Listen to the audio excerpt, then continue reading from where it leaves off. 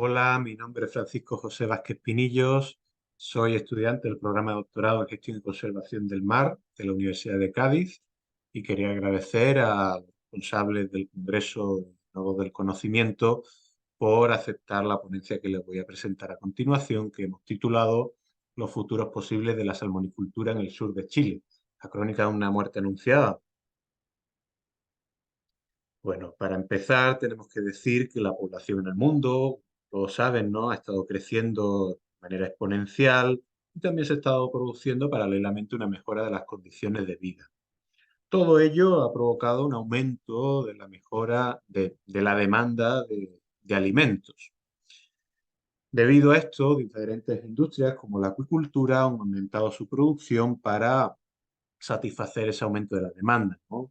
Concretamente, la acuicultura es la industria alimentaria que más ha crecido en los últimos años en el planeta. De ahí que genere el 50% de los productos marinos que consumimos nosotros. Si ya nos vamos a Chile, tenemos que decir que es uno de los países con una mayor producción acuícola en el mundo. Si nos vamos a la salmonicultura, uno de los sectores pertenecientes a la acuicultura, Chile se considera el segundo país que más produce salmón en el mundo, solo por detrás de Noruega. Entre estos dos países concentran el 60% de la producción de salmón en todo el mundo. Esta ponencia se enmarca dentro de una tesis que tiene como objetivo principal sentar las bases de una estrategia de gestión integrada de las litorales para la isla y el mar de Chiloé. En esta ponencia, el objetivo que perseguimos es el de determinar las causas de los problemas ambientales asociados a la salmonicultura del mar interior de Chile. La metodología que hemos planteado se divide en tres fases. En la primera hemos tratado de examinar los orígenes y analizar la evolución de la salmonicultura en Chile y más concretamente en Chiloé. Esto lo hemos hecho desde principios del siglo XX, que es cuando empiezan a introducirse las primeras ovas de salmón en Chile, hasta los años 80, que es cuando termina consolidándose la industria. Además, analizamos cómo ha evolucionado el sector desde los años 80 hasta la actualidad. La segunda etapa metodológica ha consistido en estudiar los impactos sociales y ecológicos que se dan en Chiloé. Para ello hemos analizado consecuencias sobre los ecosistemas costeros marinos de Chiloé y, por otro lado, las consecuencias sobre las actividades económicas. Y la tercera y última etapa, en esta etapa hemos investigado el origen subyacente político-administrativo de los problemas relacionados con la salmonicultura. Para ello hemos hecho una revisión del marco normativo actual que rige la actividad salmonícola en Chile y por último hemos reflexionado acerca del futuro cercano y lejano de la actividad salmonícola. El ámbito de estudio, como ya hemos estado diciendo, se ubica en el mar interior de Chiloé, que es lo que pueden ver aquí en la diapositiva. Alberga más de 40 islas que pertenecen al archipiélago de Chiloé. Entre ellas está la isla Grande de Chiloé, ¿no?, que es el límite occidental del mar interior de Chiloé. El clima de esta zona es oceánico, con unas precipitaciones abundantes que oscilan entre los 3.000 milímetros anuales que se dan en la costa occidental de la isla Grande de Chiloé, esta que ven aquí, y los 1.500 milímetros que se dan en las costas abrigadas del mar interior de Chile. También cuenta con diferentes especies emblemáticas como delfines, ballenas, etc. Y estas son las comunas que están bañadas por el mar interior de Chiloé. Y cabe destacar que además en el ámbito de estudio hemos añadido el seno del Reloncaví y hemos tenido también en cuenta el canal de Chacao, debido a que en estas dos zonas también se da un importante desarrollo de la acuicultura. Los resultados los hemos dividido también en tres partes bueno, siguen el esquema que hemos señalado anteriormente de las tres fases, ¿no?, del proceso metodológico. En cuanto a la historia del salmón en Chile, tenemos que decir que antes de la llegada de los españoles, evidentemente esta industria no había llegado. Antes de la llegada de los españoles, los pobladores indígenas de Chiloé se dedicaban a estas actividades exclusivamente, al pesca artesanal, la recolección de recursos marinos de orilla, el cultivo de papas y legumbres. Cabe señalar que Chiloé es uno de los lugares en los que existe una mayor variedad de papas en el mundo. También se dedicaban a la caza y a la tala del bosque nativo. Con la llegada de los españoles empiezan a producirse una serie de cambios, entre ellos cabe destacar la introducción de nuevas especies de cultivo, como ocurrió en el resto de América, son la cebada, el trigo, el ajo, la cebolla, etc. Mucho más adelante, ya a principios del siglo XX, comienzan las primeras tentativas de introducir el salmón en Chile con la introducción de las primeras ovas de salmón atlántico y trucha arcoíris en el Río Blanco. Estamos hablando todavía de Chiloé, el Río Blanco se ubica en la zona central de Chile. Más adelante, a lo largo del siglo XX hasta los años 80, hubo nuevos intentos de importar el salmón en Chile, aunque la mayoría de las iniciativas no resultaron provechosas, no prosperaron. Y ya en los años 80 se establece la industria salmonícola, se consolida ya en el mar interior de Chile. Como decíamos anteriormente, Chile es el segundo país mayor productor de salmón en el mundo, solo por detrás de Noruega. Y aquí en el mapa podemos ver cómo están distribuidas las concesiones acuícolas en el mar interior de Chile. Pueden ver que está plagado, ¿no?, de concesiones. En color naranja están los centros salmonícolas, sobre los que nos vamos a centrar en esta ponencia. En azul tenemos los cultivos de moluscos, otra actividad acuícola muy importante en Chiloé. Concretamente se dedican estos cultivos sobre todo a la cría de mitílidos, de mejillones o choritos, como lo llaman en Chile. También se puede conocer esta actividad como miticultura. Y también tenemos agricultura y otras concesiones acuícolas de otros tipos. En cuanto a la segunda parte de los resultados, problemas socioecológicos de la salmonicultura, vamos a empezar explicando cuáles son los problemas ecológicos, ¿no?, relacionados con el medio. Los dos problemas más graves que ha sufrido Chiloé a raíz de la insostenibilidad de la salmonicultura son las dos crisis sanitarias que ocurrieron en 2007, la primera, y la segunda en 2016. La de 2007 estuvo protagonizada por la propagación del virus ISA entre los salmones cultivados en el mar interior de Chiloé. Se trata de un problema que afectó sobre todo al sector acuícola y más concretamente al sector salmonícola, dado que provocó el cierre del 60% de las concesiones acuícolas operativas en el mar interior de Chiloé. Claro, los salmones están hacinados en estas granjas acuícolas y esto provoca que sean susceptibles de sufrir patologías y que esas patologías se propaguen rápidamente.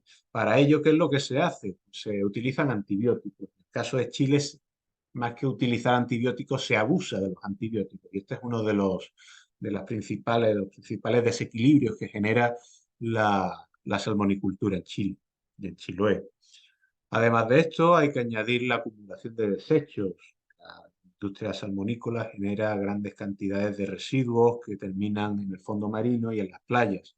También esto provoca la eutrofización de las aguas, junto con el uso de antibióticos. Al eutrofizarse las aguas se pierde la cantidad de energía, gran cantidad de energía penetrante en la capa superficial del mar, debido a esa acumulación de microalgas. Esto provoca también una reducción del oxígeno disuelto y la ocurrencia de mareas rojas. A raíz de esta marea roja, cabe destacar la segunda crisis sanitaria, la de 2016, que fue provocada precisamente por una marea roja, concretamente una floración de algas nocivas. Esto provocó la asfixia del mar interior y la paralización de toda la economía. Es decir, no solo afectó a la salmonicultura y a la acuicultura, sino también a otros sectores como la pesca artesanal, como al turismo, como incluso a la agricultura. En cuanto a los efectos socioeconómicos, tenemos que decir que en principio la acuicultura y salmonicultura supuso ciertas mejoras en Chiloé. Chiloé hasta entonces había sido una tierra de inmigrantes, ¿no? Los habitantes, sobre todo varones, tenían que migrar hacia el extranjero, hacia Argentina o también hacia otras regiones del país, sobre todo al sur, a la zona de Magallanes y a las mineras en el norte, en busca de trabajo, porque en Chiloé no había mucho trabajo y no se podía subsistir apenas con los ingresos de una familia. Debido a la llegada a la irrupción de la salmonicultura, esa inmigración se terminó y muchos de esos varones que se habían desplazado hacia el extranjero regresaron a Chiloé debido a que se había generado nuevos puestos de trabajo en la industria salmonícola. Además, esto permitió la incorporación de la mujer al mercado laboral, que hasta entonces esto no había terminado de ocurrir en Chiloé, y en general, pues esto todo supuso un aumento de la riqueza de las familias en Chiloé. Sin embargo, la salmonicultura también provocó una serie de inconvenientes en el sector social y en la dimensión económica en Chiloé. En primer lugar, provocó la pérdida de empleo y la incertidumbre durante las crisis que hemos visto anteriormente. También afectó, también como hemos visto en la diapositiva anterior, a diferentes sectores económicos, no solo a la salmonicultura, sino también a la viticultura, la pesca artesanal, la agricultura, etcétera. La salmonicultura también genera grandes cantidades de ruido, malos olores, contaminación, también perturba el paisaje, luego lo vamos a ver en la siguiente diapositiva con dos imágenes, y también se merman los servicios culturales relacionados con ese disfrute del paisaje y con la identidad cultural.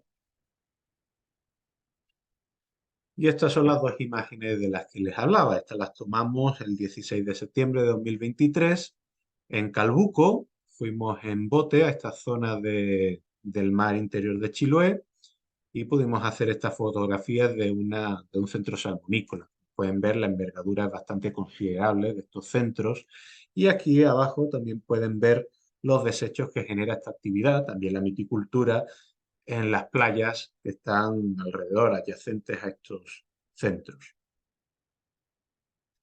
Y ya para terminar los resultados, vamos a explicar brevemente cuál es el marco normativo sobre el que se rige la acuicultura. Tanto la acuicultura como la pesca artesanal se rigen por la Ley General de Pesca y Acuicultura de 1991. Se promulgó aproximadamente 10 años después de que se consolidara el sector. Esta ley permitió una mejor gestión de la pesca artesanal, sin embargo, también permitió una priorización de la acuicultura y con ello la formación de los problemas que luego hemos estado viendo, ¿no?, en las diapositivas anteriores.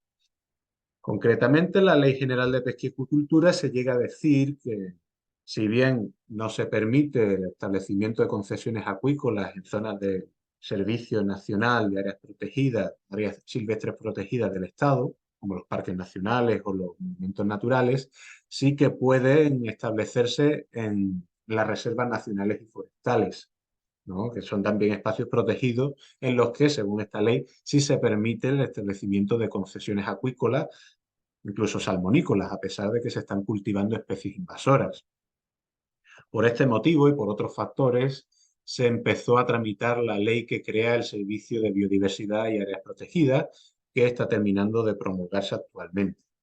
En esta ley se establecía en un principio que se iba a prohibir la instalación de concesiones acuícolas en cualquier espacio protegido, incluso en las reservas forestales, como la Reserva Forestal de la Huayteca o la Reserva Nacional de Cahuéscar. Sin embargo, cuando entró esta ley en la comisión mixta, hubo mucha polémica y se tuvo que retirar esa disposición de la normativa, con lo cual al final esto no va a cambiar. De cualquier forma, hay que decir que en la Ley General de Pesca y Acuicultura, si bien se dice explícitamente que se pueden establecer estas concesiones acuícolas en las reservas nacionales y forestales, también se dice que estas actividades acuícolas tienen que ser compatibles con los planes de manejo de estos lugares. ¿Cuál es el problema? Que en la Reserva Forestal de la Huasteca o en la Reserva Nacional Cahuéscar, donde hay centros salmonícolas, no existe ningún plan de manejo, con lo cual los centros salmonícolas tienen el derecho, según la normativa actual, de establecerse ahí. De todas formas, con la ley que crea el Servicio para la Biodiversidad y las áreas protegidas, estos planes de manejo se van a fomentar para que estén listos lo antes posible, por lo cual esto sí que podría afectar a la acuicultura en un futuro, sobre todo a la salmonicultura, por los impactos ecológicos que suponen, ¿no? Y también hemos querido aquí, al final de la diapositiva, de la PowerPoint, destacar la ley que crea los espacios costeros marinos para pueblos originarios. Esta figura de administración sirve para reconocer los usos consuetudinarios de las poblaciones lazquenches, sobre todo, ¿no?, de los mapuches lazquenches asociados a cuerpos de agua. Según esta ley, no se podrían establecer nuevas concesiones en los EMPO que hayan sido aprobados. En Chiloé, en el mar interior de Chiloé, como ven aquí, la mayor parte del mar interior está recubierto por estas figuras de administración. ¿Qué ocurre? Que la mayoría de estas figuras no están aprobadas, están en proceso de tramitación, con lo cual todavía no podemos ver claramente cuál es la consecuencia sobre la salmonicultura de esta ley. Si llegaran a aprobarse todos estos espacios costeros marinos para pueblos originarios, la salmonicultura podría verse muy afectada. Y ya, en conclusión, podemos afirmar que la salmonicultura constituye el origen de la mayoría de los conflictos socioecológicos que tienen lugar en el mar interior de Chiloé, lo que afecta, como hemos visto, no solo a los ecosistemas, sino también a la cultura y a la dimensión económica, con todos los problemas operativos que surgen de esta insostenibilidad bajo la que opera la industria salmonícola, parten en definitiva de deficiencias de índole político-administrativa, eso que hablábamos del origen subyacente de los problemas. Y eso sería todo. Aquí les incluyo cuál es la bibliografía que hemos utilizado para esta ponencia y bueno, muchas gracias por su atención.